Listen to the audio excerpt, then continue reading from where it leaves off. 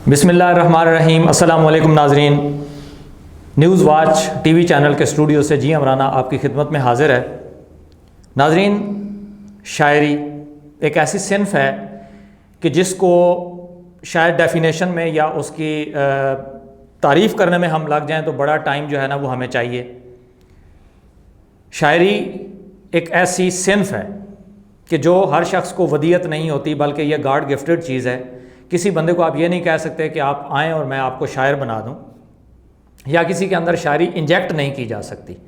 ये God gifted अल्लाह ताला की तरफ से एक अता करदा एक ऐसी सलाहियत होती है कि जो अल्लाह ताला ऐसे अशख़ास को या ऐसे लोगों को अनायत करते हैं कि जो हसास दिल होते हैं, सेंसिटिव होते हैं। वो शायरी का मतलब भी समझते हैं, मफ़हूम भी समझते हैं, और उनकी शायरी दिलों पे असर भी करती है। बज़्म जमाल सुखन एक ऐसा प्रोग्राम है जिसके अंदर हम एक ऐसी शख्सियत को बुलाते हैं कि जो नेशनल वाइज अल्हम्दुलिल्लाह हमगीर शख्सियत हैं। 4 से 5 किताबों के मुसन्निफ़ हैं। शायरी की बुक्स भी आपकी मार्केट में आ चुकी हैं। कंपोज़र भी हैं, अदीब हैं, और पेशे के लिहाज से डॉक्टर हैं। मैं तारफ़ करवा देता हूँ, डॉक्टर मोहम्मद शाहिद जमाल साहब किसी तारफ़ के मोहताज नहीं। आप इनको मुख्तलिफ़ प्रोग्राम्स के अंदर मुख्तलिफ़ जगह पे आप देखते रहते हैं। ये बज़्म जमाल सुखन भी हमने डॉक्टर साहब के लिए ही सजाई है, जिसमें हम डॉक्टर साहब की शायरी के हवाले से, डॉक्टर साहब की ज़िंदगी के हवाले से हम उनसे बात करते हैं। तो आज के प्रोग्राम में भी हम डॉक्टर साहब को खुशामदीद कहते हैं। डॉक्टर साहब बहुत शुक्रिया, आप वक्त निकाला आपने। डॉक्टर साहब, सबसे पहले हमारे नाज़रीन को ये बताइए कि जो शायरी है, इसको आसान लफ्ज़ों में हम कैसे इसकी तारीफ़ कर सकते हैं कि शायरी क्या है? शायरी बेसिकली तो जज्बात के इजहार का नाम है। अब इसको ये कहना कि भी इसको कैसे डिफाइन किया जाएगा, जो भी लफ्ज़ आप किसी पैराए में, किसी बहर में जब बांध के लिखते हैं और उसमें वज़न भी होगा और मौसीकी भी होगी, उसको शायरी कहते हैं। क्या खूबसूरत बात है। मतलब ये है कि अल्फाज का ऐसा मजमूआ या अल्फाज को इस तरह मोतियों में परो देना कि अगले बंदे को उसका असर भी हो और कहने वाले को अपनी बात बताने में मफ़हूम भी समझ आ जाए लोगों को, उसको शायरी कहते हैं।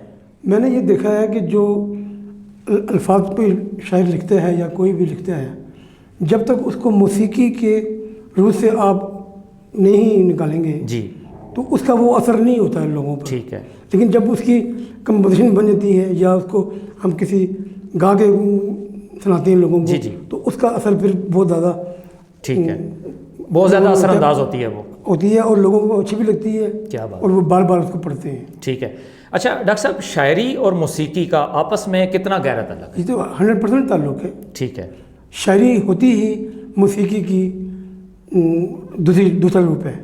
लफ्ज़ों को आपने मौसीकी के रूप में डाल दिया। ज़बरदस्त। और उनका आपस में पैराया होता है। ठीक है। जो हमारी पाकिस्तानी शायरी जहाँ तक गज़ल का ताल्लुक है जी, 2 मिसरे, एक शेर के 2 मिसरे होते हैं। ठीक है। दोनों में कोई ना कोई ताल्लुक, कोई ना कोई मंतक की रूह से या ताल्लुक होता है, तो फिर जाके शेर मुकम्मल होता है। ज़बरदस्त। बाज़ औक़ात कोई फ़िक्रे ऐसे भी होते हैं कि जो एक फ़िक्रे में ही बात मुकम्मल हो जाती है। ठीक है। लेकिन वो बहुत कम ऐसे होता है। ठीक है।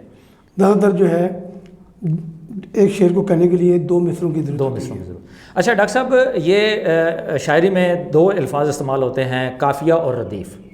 तो काफ़िया और रदीफ़ किस शायरी में इस्तेमाल होता है? और आज़ाद शायरी यानी आज़ाद नज़म जो लिखी जाती है, जो आज़ाद नज़म है, उसमें काफ़िया और रदीफ़ की पाबंदी नहीं होती। ठीक है। उसमें हर फ़िक्रा, सही है, हर फ़िक्रा अलग होता है। ठीक है।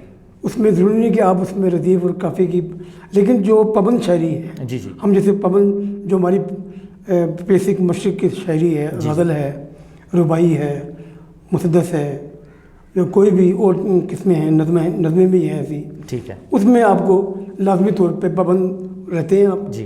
हर पहला मिसरा, गज़ल का पहला मिसरा, उसमें दोनों रदीफ़ भी होगा और काफ़िया भी होगा। क्या बात। काफ़िया बदलता रहता है, रदीफ़ सेम रहती है। ठीक है। जब दूसरा आप शेर कहते हैं तो उसमें फिर पहले मिसरे में उसकी पाबंदी नहीं है, दूसरे मिसरे में जो आपका बेसिक ओरिजिनल काफ़िया था उसके साथ साथ वो चेंजिंग होती रहती है। ज़बरदस्त। अच्छा डॉक्टर साहब, ये सफ़र कितने अरसे से जारी है आपका? मेरा शायरी का सफ़र तो तकरीबन मैं जब 30 साल की उम्र का था, माशाल्लाह, जब से जारी है। ٹھیک ہے. اب تک تقریباً 30 سال ہو چکے ہیں. تو اس بات میں کتنی صداقت ہے کہ شاعری سیکھی جا سکتی ہے کہیں سے؟ شاعری دیکھیں، جیسے میں یہ سمجھتا ہوں کہ شاعری سیکھنے کے لیے بھی اگر اس آدمی کے اندر شاعری کی رمق ہے، اس کے اندر کوئی شاعری کی سمجھ بوجھ ہے، تو شاعری سیکھی بھی جا سکتی ہے.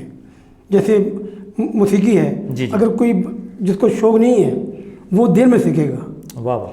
جس کو شوق ہوگا وہ جلدی سیکھ لے گا. جیسے اگر آپ کسی 2 بچوں کو اسکول میں داخل کرائیں تو جس کو شوق ہوگا تو وہ پڑھتا چلا جائے گا، وہ 8ویں 9ویں میٹرک کر کے پھر FA بھی اسی طرح ماسٹر بن جائے گا. ٹھیک ہے. تو جو نہیں پڑھے گا، توجہ نہیں دے گا، وہ ماسٹر نہیں بن سکے گا. صحیح ہے. تو شاعری کی اس کے بھی درجے ہیں.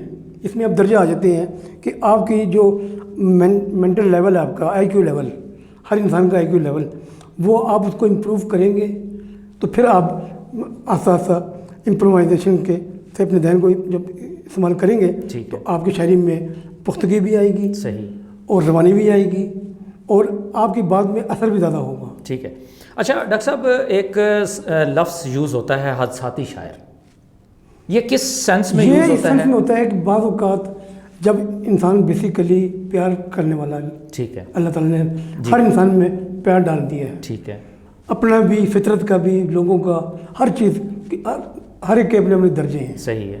اب زیادہ تر حادثاتی شاعری جو ہے وہ لوگ یہ سمجھتے ہیں جب انسان جوان ہو جاتا ہے، بالغ ہو جاتا ہے، اس کے جذبات میں جب شہوت آتی ہے، ٹھیک ہے، یا نفس اس کا جاگتا ہے، صحیح ہے، تو وہ پھر دیکھتا ہے کہ کسی کو، اس کو زیادہ تر جو ہے عورت اچھی لگنی شروع ہوتی ہے. صحیح ہے. اگر عورت مطلب صنف مخالف اچھی لگتی ہے، صنف مخالف اس کو اچھی لگنی شروع ہوتی ہے. صحیح ہے. جب اگر ان کے آپس میں کوئی ایسی بات ہو جائے، نہ مل سکے یا جدائی ہو جائے، ٹھیک ہے، وہ پھر کہتے ہیں کہ وہ پھر چونکہ اس کے خیالات میں ہوتا ہے، وہ ہر وقت اسی کو سوچنا کہ فرض کریں کہ کوئی کسی کے عشق میں مبتلا ہو گیا، ٹھیک ہے، اور وہ یہاں سے یا تو فوت ہو گئی، یا چلی گئی، یا حادثہ ہو گیا، یا شادی ہو گئی کسی اور ملک میں چلی گئی، اب وہ مل نہیں سکتا اس سے. صحیح. تو وہ جو حساس دل ہوتے ہیں کئی لوگ، وہ پھر اس کو اپنے ذہن میں سوال کر لیتے ہیں. اچھا.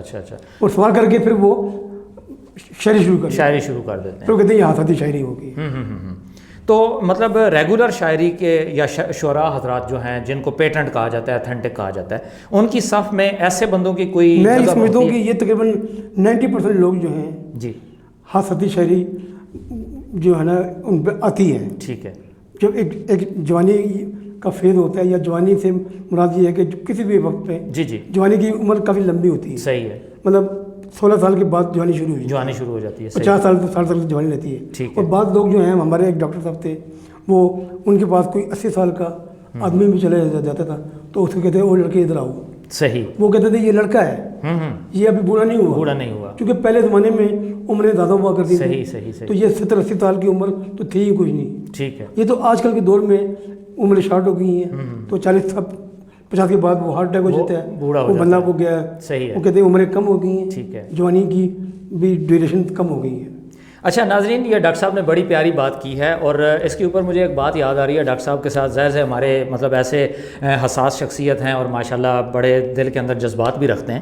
تو ڈاکٹر صاحب، یہ جو میڈم ملکہ ترنم نور جہاں صاحبہ نے ایک گانا گایا تھا، ابھی تو میں جوان ہوں، تو کیا وہ میڈم نے اپنے لیے کہا تھا یا کسی شاعر صاحب نے اپنے لیے کہا تھا؟ وہ تو شاعری وہ کسی اور کی تھی. اچھا. انہوں نے تو اس کو موسیقی کے جامع پہنایا نا. ٹھیک ہے. شاعری کسی اور کی تھی. صحیح ہے. وہ شاعری تو اس کے خیالات تھے، اس کو اس نے جب سامنے لایا، جی، اور انہوں نے گا کے اس کو عمر کر دیا. واہ کیا بات ہے. تو بات یہی تھی. مطلب آپ دیکھیں ڈاکٹر صاحب کی ابھی ہم آپ کو شاعری بھی ایسی سنواتے ہیں جس سے آپ بھی اپنے آپ کو جوان اور توانا محسوس کریں گے. ڈاکٹر صاحب آج میں آپ کی بات سے تھوڑی سی، آپ نے کہا کہ نور جہاں نے یہ یہ نور جہاں نے نہیں گایا تھا. ٹھیک ہے.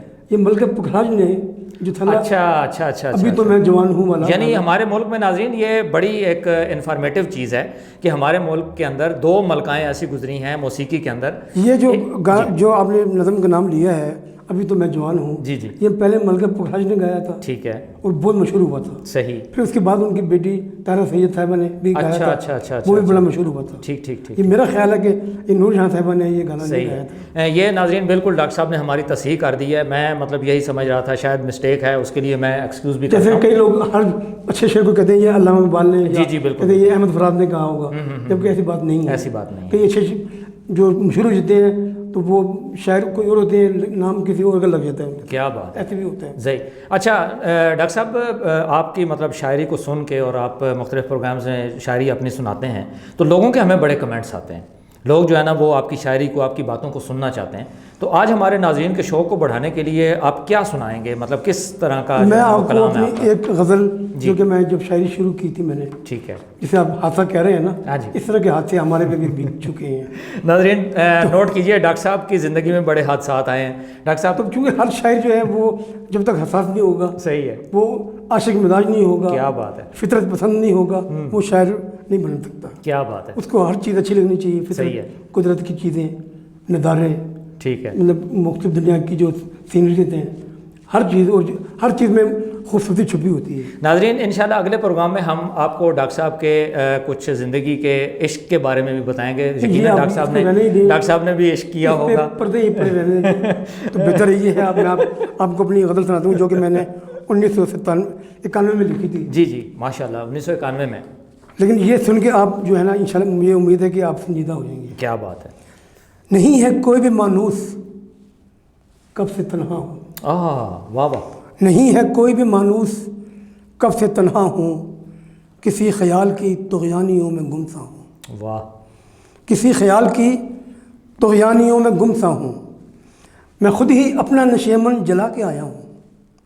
میں خود ہی اپنا نشیمن جلا کے آیا ہوں. پروں کو اپنے اسی غم سے نوچ لیتا ہوں. واہ واہ. پروں کو اپنے اسی غم سے نوچ لیتا ہوں. مجھے یہ کون لیے جا رہا ہے مقتل کو. واہ واہ واہ واہ. مجھے یہ کون لیے جا رہا ہے مقتل کو. میرے قدم تو اٹھے ہیں مگر میں چپ سا ہوں. ہائے ہائے ہائے. واہ واہ. میرے قدم تو اٹھے ہیں مگر میں چپ سا ہوں. اور شعر دیکھیے, نہ جانے مجھ کو کہاں لے کے جائے گی یہ انا. نہ جانے مجھ کو کہاں لے کے جائے گی یہ انا. اسی خیال سے اس کا خیال کرتا ہوں. واہ واہ واہ واہ. اسی خیال سے اس کا خیال کرتا ہوں. یہ چھیڑتا ہے مجھے کون بار بار آ کر. یہ چھیڑتا ہے مجھے کون بار بار آ کر. خیال کس کا ہے یہ سوچتا ہی رہتا ہوں. واہ واہ. خیال کس کا ہے یہ سوچتا ہی رہتا ہوں. اور ایک شعر دیکھیں کہ خدا نے مجھ کو بنایا ہے کس لیے آخر. خدا نے مجھ کو بنایا ہے کس لیے آخر.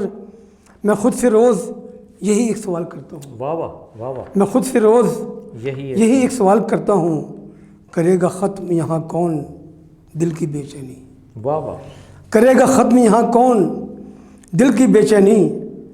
اضافہ اور نہ ہو جائے سوچ لیتا ہوں. واہ واہ واہ واہ واہ واہ. اضافہ اور نہ ہو جائے سوچ لیتا ہوں. اور کبھی تو ہوگی کرم کی کوئی نظر مجھ پر. کبھی تو ہوگی کرم کی کوئی نظر مجھ پر. اسی امید میں صدیوں سے آب لاپا ہوں. واہ واہ واہ واہ. اسی امید میں صدیوں سے آب لاپا ہوں. اور کہیں یہ گل نہ کھلا دے دلوں کی محرومی. کہیں یہ گل نہ کھلا دے دلوں کی محرومی. لہو کے اشک بہاتا ہوں روتا رہتا ہوں. ہائے ہائے ہائے. لہو کے اشک بہاتا ہوں روتا رہتا ہوں. اور مگتا ہے کہ جمال مجھ کو میسر نہ ہوگا اب وہ قرار. واہ واہ. جمال مجھ کو میسر نہ ہوگا اب وہ قرار. مجھے پتہ ہے بہت خوب پھر بھی جیتا ہوں. واہ واہ واہ واہ. مجھے پتہ ہے بہت خوب پھر بھی جیتا ہوں. نہیں ہے کوئی بھی مانوس کب سے تنہا ہوں. کسی خیال کی طغیانیوں میں گمتا ہوں. میں خود ہی اپنا نشیمن جلا کے آیا ہوں. پروں کو اپنے اسی غم سے نوچ لیتا ہوں. واہ واہ واہ واہ. یہ میری شاعری آپ نے محسوس کیا ہوگا کہ اس میں عشق حقیقی کی بات ہے. دادا کیا بات ہے. کیا یہ دنیاوی باتیں ہیں لیکن اس میں جو صنف مخالف کا جو عشق ہے وہ اس میں نہیں ہے. تو یہ بھی غزل کی قسم ہے. کیا بات ہے. تو اس میں آپ ایسی شاعری سن کے انسان سنجیدہ ہو جاتا ہے. صحیح. اور وہ ہونا چاہیے. ٹھیک ہے. جب ایک انسان بالغ نظر ہو جائے تو اس کو سنجیدگی سے پھر اپنی شاعری جو ہے نا بیسیکلی صرف سن کے انجوائے کرنے کا نام نہیں ہے. واہ واہ واہ واہ. شاعری اچھی شاعری سن کے اور اپنے محاسبے میں کام آتی ہے کہ انسان کو اپنا محاسبہ کرے کہ شاعر نے کیا پیغام دیا اور مجھے کس طریقے سے اپنے آپ کو اصلاح کرنی چاہیے. زبردست. جی ناظرین، آپ کو ڈاکٹر صاحب کی شاعری کیسی لگی؟ اس کے بارے میں ہمیں کمنٹس میں ضرور بتائیے گا. آپ کی آراء ہمارے پروگرام کو مزید نکھارتی ہے. ڈاکٹر صاحب آپ کا بہت شکریہ، آپ ہمارے پروگرام میں آئے. انشاءاللہ آپ کے ساتھ پروگرام کا سلسلہ جاری رہے گا. ناظرین، اپنے میزبان جی عمرانوں کو اجازت دیجیے. اللہ حافظ.